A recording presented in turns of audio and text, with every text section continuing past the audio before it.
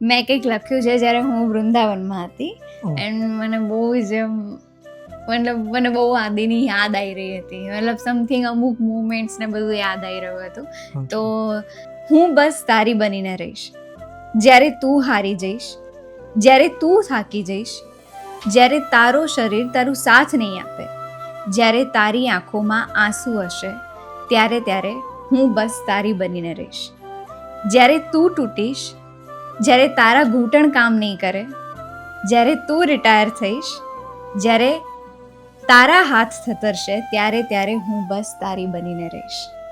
કારણ કે તે એ બધું મને આપ્યું છે જેની મને જરૂર હતી.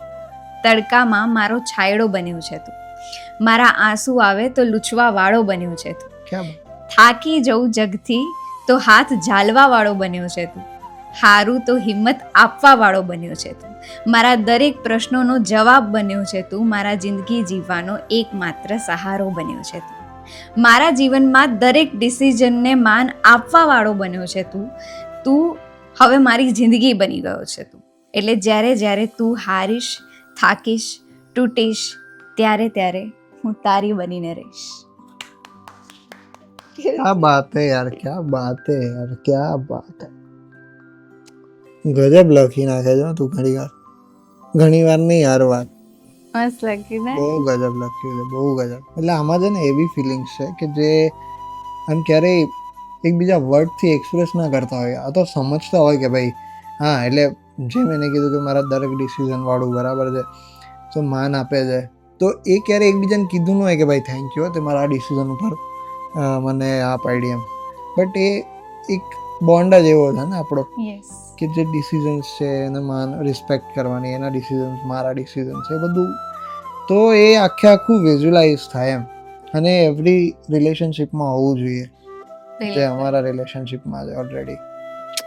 એટલે મને ત્યારે આદિની બહુ જ યાદ આવતી હતી અને ત્યારે મને બહુ રડવું આવતું હતું, મતલબ. અને મને એવું થતું હતું કે બસ આની બનીને રહીશ એમ, લાઈક છેક સુધી. બિકોઝ આના જેટલું મારા લાઈફમાં કોઈ એવું નથી કે જેને મારો આટલો બધો સાથ આપ્યો છે, જેને લાઈક દરેક વાતમાં મને આટલું, એને લાઈક દરેક, મતલબ મને કોઈ બીજું મજાકમાં લઈ લે છે પણ આ મારી દરેક વાતને સમજે છે એમ.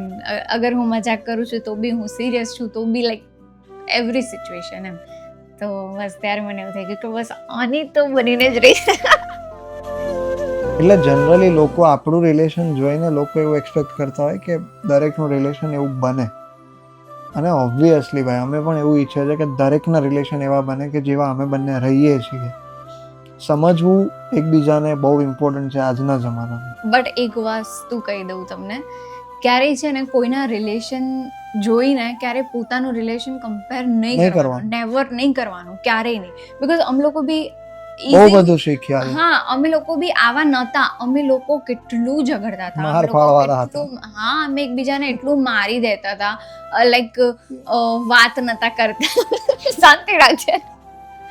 અત્યારે બી થઈ, લાઈક તમે સોશિયલ મીડિયા ઉપર તમે જેટલું સારું જોવો છો ને એવું હોતું નથી, બરાબર. અમે લોકો બી અત્યારે જે બતાવી રહ્યા છે એ અમારો પ્રેમ છે, પણ અમારે બી અંદર ઝઘડા થતા હશે, એ અમે તમને નહીં બતાવીએ. 100% ઓબ્વિયસલી, ઇવન કોઈને નહીં બતાવીએ, કારણ કે અમારા બંનેની વાત છે એમ. એટલે ક્યારેય બી સોશિયલ મીડિયા ઉપર જોઈને કોઈના લાઈક એકબીજાને શેર કરીને એવું ક્યારેય નહીં કરતા કે યાર આ જો આને કેટલો લવ કરે છે, આને જો આને આ ગિફ્ટ આપ્યું. નેવર. તમે લોકો કરશો ને તો તમારું રિલેશન ખરાબ થશે.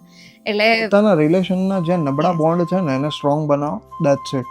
હા, અને બસ એકબીજાને જે પણ કહેવું હોય, જે પણ કરવું હોય ને એ બસ એકબીજાને કહો, બીજું કોઈ નહીં. અને જે સમજતું હોય ને એની રિસ્પેક્ટ કરો. યસ. અને એને સાચવો બહુ સારી રીતે ભાઈ, કારણ કે આજના જમાનામાં એવા પર્સન્સ નથી મળતા.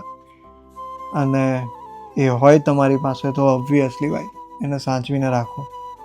હા, પછી ગમે તેવો ઝઘડો હોય ને તો જસ્ટ જવા દો.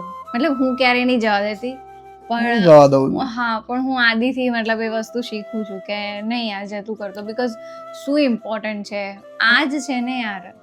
લાઈક એક ઝઘડામાં તમે એને એન્ડ લેવલનું સંભળાઈ દેશો એમ કે ભાઈ તું તો આવો, પણ શું મતલબ છે યાર, કારણ કે એના જેવું તો બીજું કોઈ છે બી નહીં અને થવાનું બી નહીં. Hmm. Yes, thank you. Thank you. Thank you.